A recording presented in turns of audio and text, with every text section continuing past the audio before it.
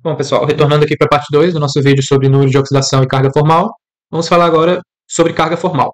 Nessa parte do vídeo, vamos começar falando sobre estrutura de Lewis, que é muito importante para entender a carga formal, conceituar a carga formal, aprender a determinar e praticar fazendo alguns exercícios. Vamos começar então com a questão da estrutura de Lewis. Bom, o conceito da estrutura é baseado no princípio da formação de uma ligação covalente, tal que os elementos possuem a tendência de completar seus octetos ao compartilhar pares de elétrons. Ou seja, os átomos realizam ligações químicas entre si a fim de alcançar a estabilidade eletrônica, né? Para isso, eles precisam compartilhar, ou seja, receber ou doar elétrons até que alcance a configuração eletrônica semelhante à de um gás nobre. O gás nobre, né, é um elemento estável e que não tem necessidade de se ligar a outros átomos, né? São aqueles da última coluna da tabela periódica. Eles já são totalmente estáveis. Então, as ligações são feitas para tentar atingir essa estabilidade, né? E aqui as estruturas de Lewis mostram como a formação das ligações são feitas nas moléculas, né? Bem como os átomos envolvidos e os elétrons da camada de valência de cada um deles. Ou seja, a gente vai fazer aqui uma ligação entre um átomo X, que tem 7 elétrons na camada de valência, né, esses pontinhos verdes, e ligá-lo com um átomo Y, que tem só um elétron na camada de valência. Então, se a gente fosse pegar, futuramente a gente vai fazer, né, mais para frente do vídeo, mas se a gente fosse pegar da tabela periódica um elemento, no caso esse X, que tenha 7 elétrons na camada de valência, por exemplo, o flúor, que está no grupo 7A da tabela periódica. Já o elemento Y, que poderia ser um bom exemplo, seria qualquer um elemento do grupo 1A da tabela periódica, que no caso pode ser o hidrogênio. Então aqui poderia ser um flúor ligado ao hidrogênio, por exemplo, entendeu? Então, levando em consideração, né, que esses átomos aqui vão se ligar, esse aqui tem 7 na camada de valência e esse tem 1. Ou seja, para alcançar a estabilidade, ele tem que ter, como eu tinha dito, a configuração de um gás nobre. O gás nobre ele tem 8 elétrons na camada de valência, né? Que no caso se aplica a regra do octeto. A regra do octeto nos diz que um átomo alcança a estabilidade eletrônica quando ele tem 8 elétrons na sua camada de valência. Com exceção do hidrogênio, que ele precisa só de mais um elétron para ficar estável, sendo um dueto, né? Como é o hélio, que só tem 2 elétrons na camada de valência e é um gás nobre. E para alcançar essa estabilidade aqui, como eu havia dito, eles estabelecem uma ligação química e tentam alcançar a estabilidade eletrônica, né, adquirindo a configuração de um gás nobre. Um gás nobre, do grupo 8A da tabela periódica, tem 8 elétrons na camada de valência. Esse estabelecimento dessa ligação tenta fazer exatamente isso. 8 elétrons na camada de valência dos átomos para que fiquem estáveis, com exceção do hidrogênio, que só precisa de mais um elétron para ficar estável, ou seja, um dueto. Então, doar ou compartilhar elétrons da sua camada de valência até que fiquem com 8 elétrons.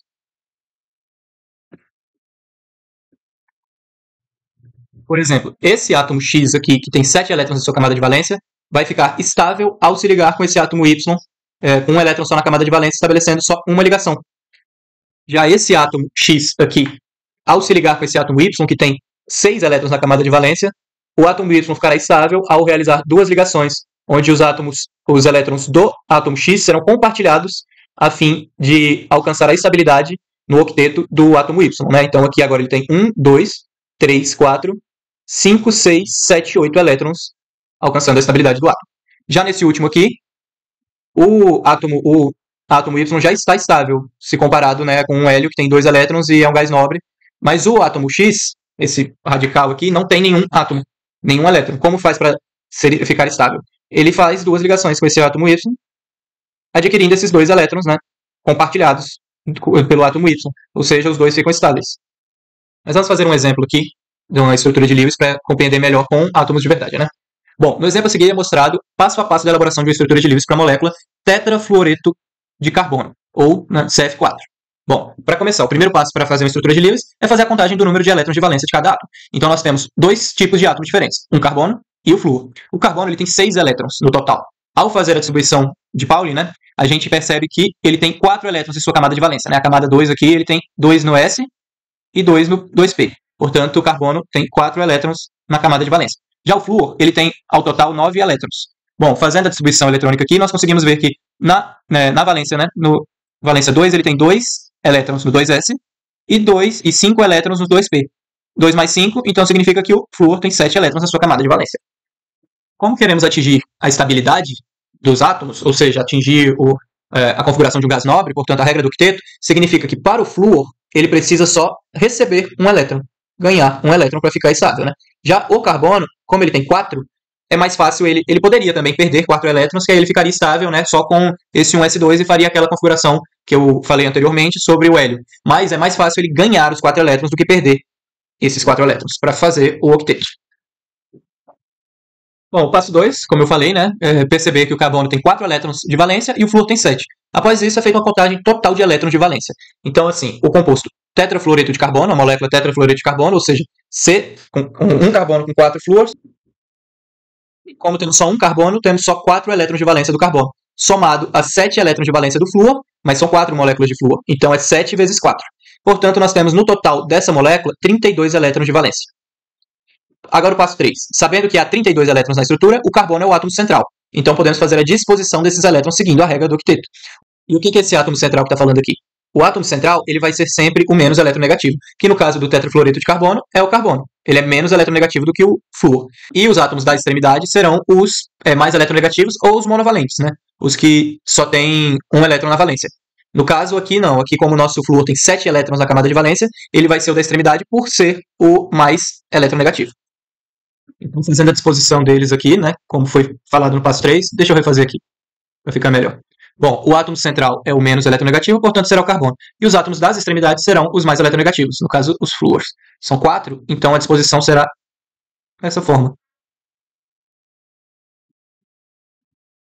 E agora é só fazer a disposição dos elétrons entre os átomos, né? O flúor tem 7 elétrons na camada de valência, sempre impares. E esse último elétron virado para o carbono para fazer a ligação. A mesma coisa nos outros. A estrutura de Lewis leva em consideração que os elétrons são essas bolinhas. Tem alguns autores que utilizam como X, outros que utilizam o traço para corresponder a conjunto de elétrons, né, o par de elétrons, mas aqui eu estou usando as bolinhas. E o carbono, um em cada, para fazer a ligação. Bom, o passo 4. Fazendo a contagem de elétrons, percebemos que essa estrutura faz sentido, pois o flúor ganha um elétron para completar seu octeto, assim como o carbono recebe 4 elétrons para completar o octeto, assim como eu havia dito aqui. Né? Então aqui a gente é só realizar a ligação. O flúor, ele empresta, né? Empresta, na verdade, é um termo incorreto, que acho que a gente aprendeu muito no ensino médio empresta, mas ele compartilha um elétron com o carbono e o carbono compartilha um elétron com o flúor. E assim todos eles encontram a estabilidade, né? Alcançam a configuração de um gás nobre. Porque esse elétron compartilhado do carbono com o flúor faz com que o flúor tenha 8 elétrons na sua camada de valência. E é a mesma coisa para os outros flúores. Assim como esses elétrons de cada um do flúor, compartilhado com o carbono, faça com que ele tenha 8 elétrons, os 4 que ele já tem, além dos 4 compartilhados, alcançando a estabilidade eletrônica, né, alcançando a regra do octeto. E é assim que se constrói uma estrutura de Lewis, que vai ser muito importante para a gente entender um pouco melhor sobre a carga formal.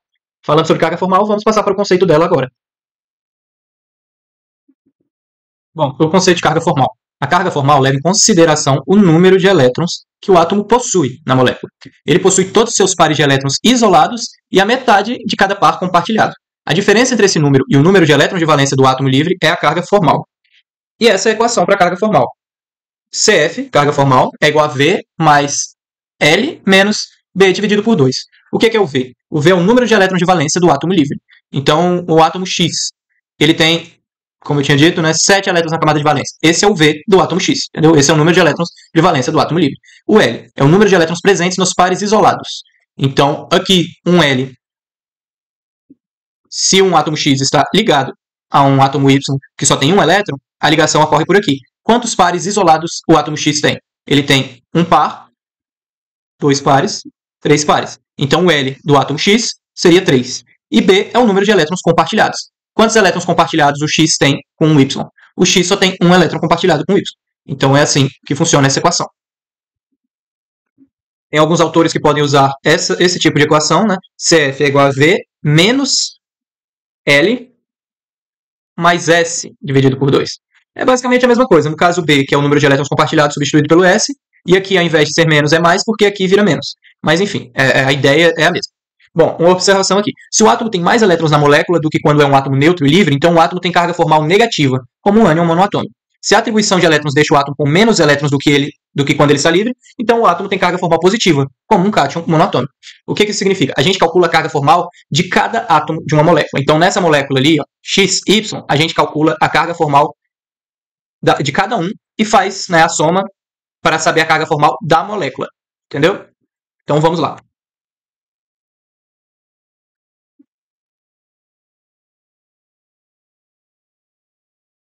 Bom, e quanto mais próximo de zero a carga formal da molécula, significa que a molécula ali terá menor energia na sua ligação. Porque a regra do octeto e a estrutura de Lewis tem várias exceções, além de ter várias formas de disposição, como a gente vai ver mais para frente.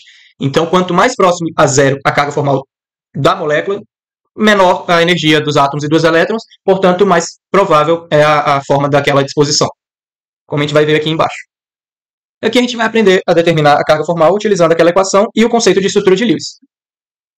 Então vamos lá, a partir dos conceitos apresentados na sessão anterior, será apresentado um exemplo passo a passo para determinar a carga formal da molécula. Aqui está errado, não é ácido sulfúrico, nós iremos determinar a molécula SO2, que é o dióxido de enxofre. Bom, o primeiro passo. Primeiro é necessário montar a estrutura de Lewis da molécula. Para isso será feita a contagem de elétrons de valência total, como a gente aprendeu a determinar mais acima, né? Então o enxofre, ele tem 6 elétrons na sua camada de valência. Já o oxigênio tem também 6, eles são do mesmo grupo, grupo 6A. Aqui fazendo o cálculo de quantos elétrons totais tem na molécula, quantos elétrons totais de valência, na verdade, vemos que tem 6 vindo do enxofre, mais 6 vindo do oxigênio. Como são 2 oxigênios, temos 12. 12 mais 6, então significa que o dióxido de enxofre tem 18 elétrons na sua camada de valência.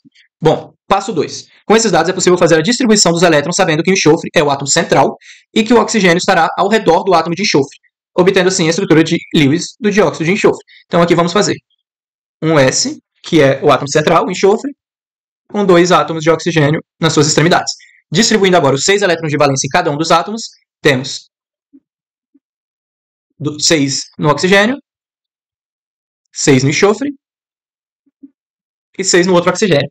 Quando a gente for falar de geometria em futuras aulas, vamos ver que essa geometria aqui desse átomo, dessa molécula, no caso, seria angular. Ela seria, esses 2 elétrons, na verdade, esses 2 pares de elétrons estariam aqui em cima. Mas aqui, como a gente está determinando só a carga formal, não tem problema. Bom,